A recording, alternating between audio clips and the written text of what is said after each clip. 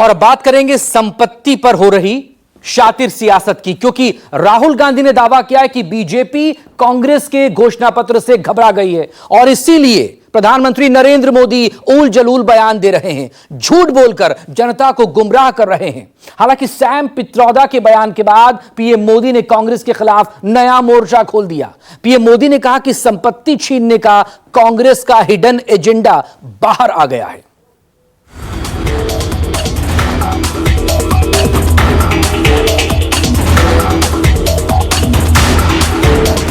अब मुझे फ्रैंकली जात में इंटरेस्ट नहीं है,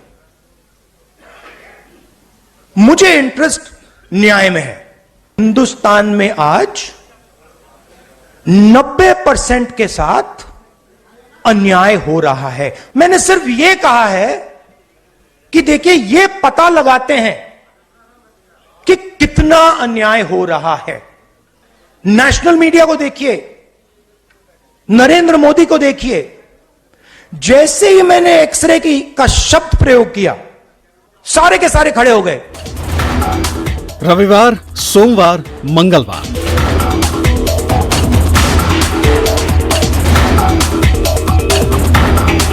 हर दिन बार बार कांग्रेस के घोषणा पत्र पर इल्जामों के बौछार।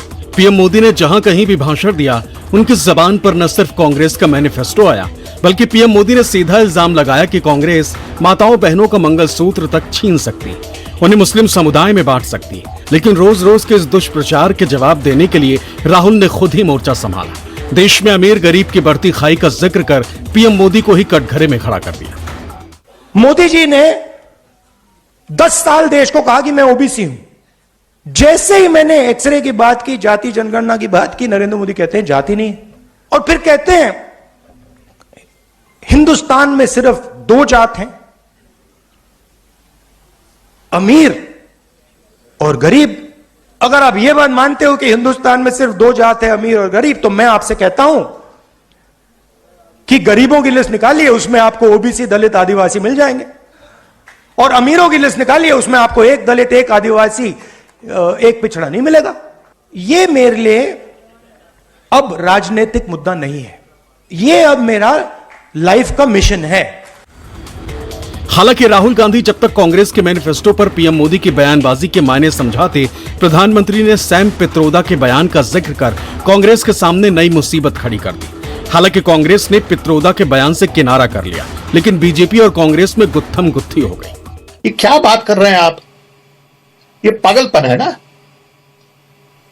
ओके, आपके जूते ले जाएंगे क्योंकि जूते बड़े महंगे हैं, ऐसा नहीं बनता ना। ये एक पॉलिसी इश्यू है कि कांग्रेस पार्टी ऐसी पॉलिसी बनाएगी जिससे वेल्थ डिस्ट्रीब्यूशन वुड बी, ये चलते आ रहा है जनरेशन से। हमारे ऑप्शन हो तो हम निकाल देंगे, बोले किसी को नौकर मत कहिए। They are also human being, they deserve respect, dignity. अब कांग्रेस का कहना है कि वो इनहेरिटेंस टैक्स लगाएगी। आप जो अपनी मेहनत से संपत्ति जुटाते हैं, वो आपके बच्चों को नहीं मिलेगी, बल्कि कांग्रेस सरकार का पंजा उसे भी आपसे छीन लेगा। यानी कांग्रेस का मंत्र है, कांग्रेस की लूट जिंदगी के साथ भी और जिंदगी के बाद भी। अभी अभी जो इनहेरिटेंस टैक्स को लेकर उन्होंने कुछ टिप्पणियां की है, वो हमारी भारतीय राष्ट्रीय कांग्रेस की पोजीशन नहीं है। मैं साफ कर देना चाहता हूं, यह सनसनीखेज रूप दिया जा रहा है प्रधानमंत्री और उनके सलाहकारों के द्वारा, क्योंकि ध्यान हटाने के लिए प्रधानमंत्री चिंतित हैं, बौखलाए हुए हैं। वो हमारे न्याय पत्र को एक सांप्रदायिक रंग देते आ रहे हैं और ऐसे टिप्पणियों को लेकर बेमतलब के इल्जाम लगा रहे हैं। कांग्रेस पार्टी सैम पित्रोदा के बयान के बाद कंप्लीटली एक्सपोज हो गई। कांग्रेस का मकसद देश के सामने स्पष्ट कर दिया है। वो देश के जनता की निजी संपत्ति का सर्वे कर निजी संपत्ति को सरकारी खजाने में डालकर जो उन्होंने यूपीए के शासन में तय की थी प्रायोरिटी कि देश के संसाधन पर सबसे पहला अधिकार माइनॉरिटी और उसमें भी मुस्लिम लोगों का है, उस प्रकार से इसका बंटवारा करना चाहती है। मैं मानता हूं कांग्रेस पार्टी या तो अपने मैनिफेस्टो से इस बात को विड्रॉ करे या उन्होंने स्वीकार करना चाहिए कि यही उनका मकसद है। ये मेरे लिए राजनीति नहीं है, ये मेरे लिए लाइफ मिशन है, इसको छोड़ने वाला नहीं हूं मैं। और जैसे ही हमारी सरकार आएगी,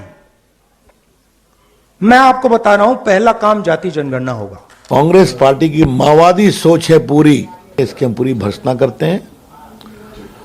राहुल गांधी कांग्रेस पार्टी की जो सोच है वो सोच देश ने पहले भी रिजेक्ट किया है, और जो मेहनत करके अपने को आगे बढ़ाता है, मिडिल क्लास हो, गरीब आदमी हो, भाजपा उनके साथ खड़ी रहेगी।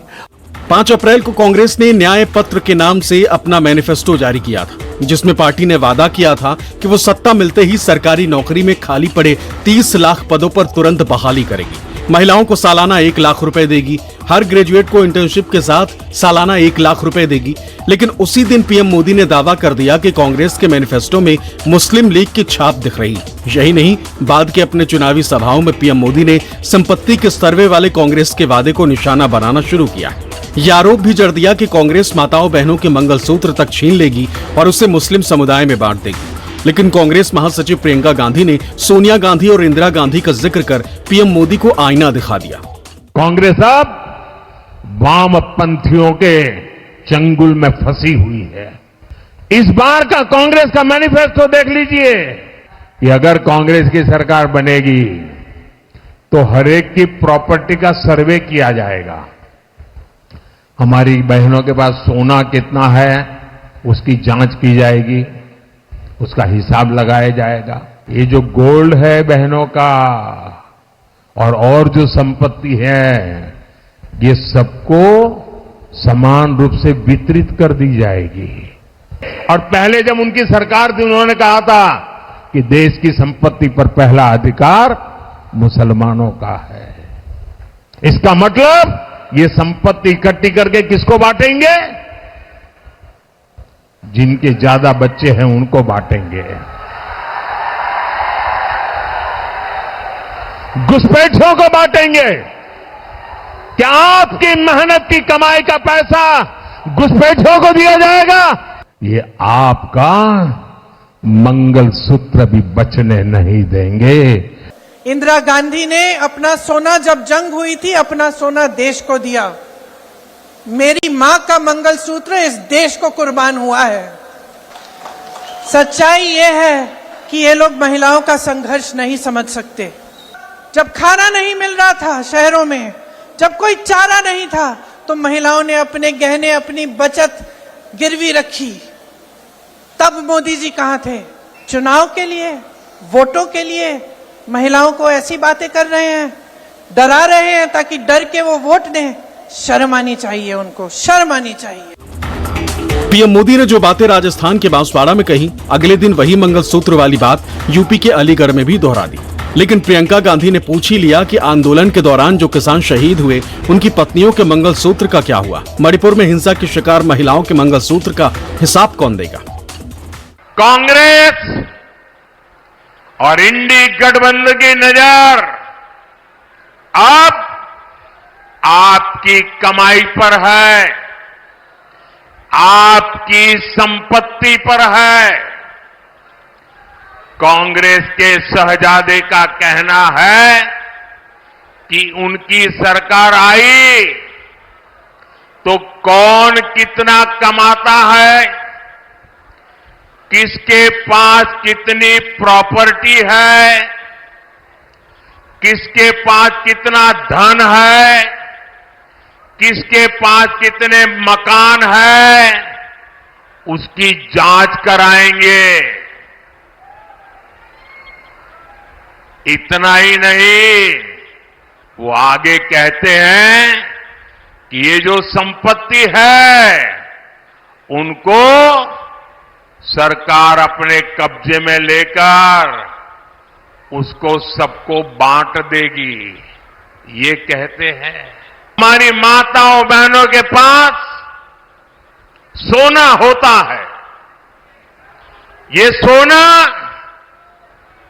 अवसरों पर सिर्फ शरीर पर पहन करके प्रभाव पैदा करने के लिए नहीं होता है। किसान आंदोलन हुआ, 600 किसान शहीद हुए, उनकी विधवाओं के मंगलसूत्र के बारे में सोचा मोदी जी ने? मणिपुर में एक जवान की बीवी को का वस्त्र हरण करके पूरे देश के सामने चलाया, मोदी जी चुप थे, कुछ नहीं बोले, उसके मंगलसूत्र के बारे में नहीं सोचा उन्होंने, पलक नहीं झपकाई उन्होंने। और आज चुनाव के लिए, वोटों के लिए महिलाओं को ऐसी बातें कर रहे हैं, डरा रहे हैं ताकि डर के वो वोट दें। शर्म आनी चाहिए उनको, शर्म आनी चाहिए। जिनकी शादी हो रखी है जी, वो लोग उसके महत्व समझते होंगे। और बीजेपी के लोगों को मंगलसूत्र से बड़ी बात है कम से कम नौकरी नौजवानों को दे दें, जिससे उनकी भी शादी हो जाए। जिन नौजवानों की शादी नहीं हो रही उनसे मंगलसूत्र क्या पूछ रहे हो आप?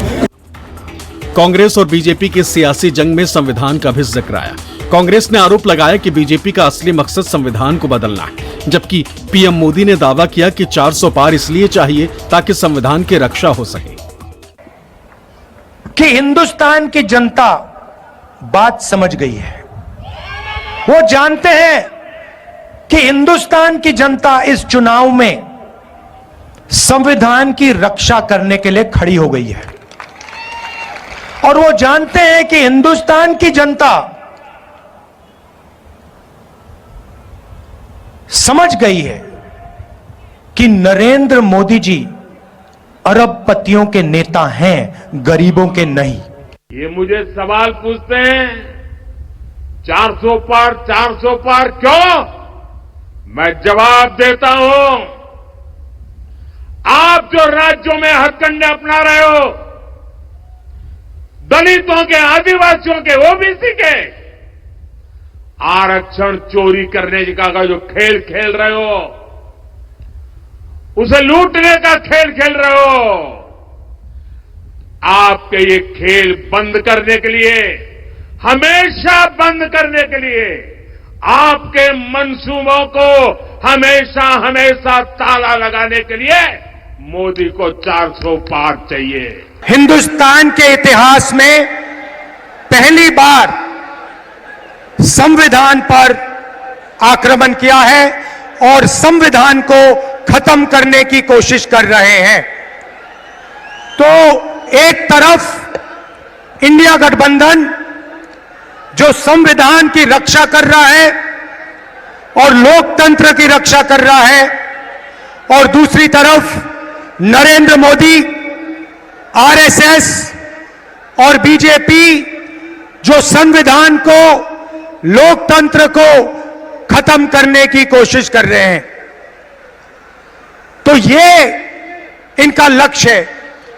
इनके मेंबर ऑफ पार्लियामेंट ने कहा कि अगर हम चुनाव जीतेंगे तो हम संविधान को बदल देंगे। मैं महाराष्ट्र को, बाकी देश को मैसेज देना चाहता हूं कि हमारे संविधान को कोई भी, दुनिया में कोई भी शक्ति नहीं बदल सकती है। जब संविधान बन रहा था, बाबा साहब आंबेडकर के नेतृत्व में ये तय किया गया था कि भारत में धर्म के आधार पर आरक्षण नहीं होगा। लेकिन वोट बैंक की भूखी कांग्रेस ने कभी इन महापुरुषों की बातों की परवाह नहीं की, संविधान की पवित्रता की परवाह नहीं की, बाबा साहब आंबेडकर के शब्दों की परवाह नहीं की। आज हिंदुस्तान में 22 ऐसे लोग हैं जिनके पास उतना ही धन है जितना हिंदुस्तान के 70 करोड़ लोगों के हाथों में है। ये नरेंद्र मोदी जी की देन है। नोटबंदी 22 लोगों के लिए की, किसान बिल 22 लोगों के लिए किए, जीएसटी 22 लोगों के लिए किया। नरेंद्र मोदी जी ने 22-25 लोगों को 25 साल का मनरेगा का पैसा पकड़ा दिया और फिर कहते हैं कि गरीबों की सरकार चलाते हैं। उन्होंने अरबपति तैयार किए, हम करोड़ों लाखपति बनाने जा रहे हैं। मेरे को तो ये समझ में नहीं आ रहा कि वो लोगों की संपत्तियों की जांच क्यों करवाना चाहते हैं। इससे उनकी क्या मानसिकता है।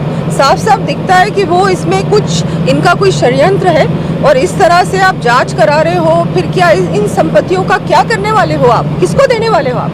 ये बहुत ही गलत है और ये जो इनकी मंशा है वो बिल्कुल साफ नहीं है, नीयत बिल्कुल साफ नहीं है। हमारे प्रधानमंत्री जी मोदी जी ने साफ साफ कहा है कि ना आरक्षण हटेगा और ना संविधान को कोई भी खतरा है। इससे ज्यादा मुझे लगता है किसी को कुछ कहने की आवश्यकता नहीं। कांग्रेस के घोषणा पत्र पर छिड़ी ये लड़ाई अब आरक्षण और संविधान बदलने तक आ गई। कांग्रेस जाति गणना का जिक्र कर पिछड़ों को एकजुट करना चाहती, जबकि बीजेपी उसके मैनिफेस्टो को ही कटघरे में खड़ा कर रही। Bureau report, news 24।